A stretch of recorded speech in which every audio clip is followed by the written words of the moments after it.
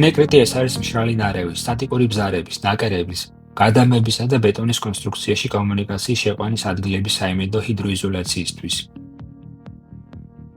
მნიშვნელოვანია გვახსოვდეს, რომ პენეკრიტი არ გამოიყენება მოძრავი ბზარებისა და დეფორმაციული ნაკერების ჰერმეტიზაციისთვის. მათთან გასამკვლელებლად გამოიყენება პენებანდის სისტემა.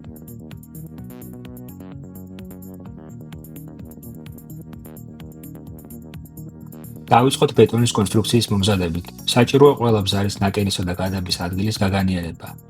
სხვა სიტყვებით რომ ვთქვათ, მათ ადგილას იზს მაგვარი შტრაბების ღარების ამოღება. ამისთვის ვიყენებ შტრაბორეს და სანგრევ ჩაკუნს. ამის შემდეგ შტრაბები უნდა გაიწმინოს ლითონის ჯაგრისით, კარგად დატენიანდეს და დაგრუნტეს პენეტრონის ხსნარით.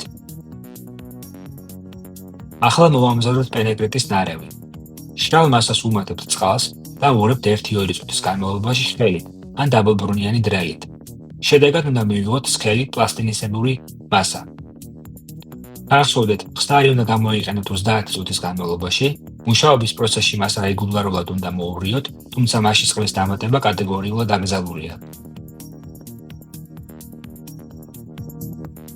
მომზადებული შტრაბა მჭიდროდ უნდა ამოისვოს პენეკრიტის ხსნარით. გაითვალისწინეთ, რომ ერთი ფენის სისქე არ უნდა აღემატებოდეს 30 მმ-ს. შესაბამისად, ღრმა შტრაბები უნდა ამოისვოს რამდენიმე ეტაპად. ამის შემდეგ ამოვსებული შტრაბა და მიმდებარე ზედაპირი უნდა დატენიანდეს და დამუშავდეს პენეტრონის შეღწევადი ჰიდროიზოლაციით 2 ფენად.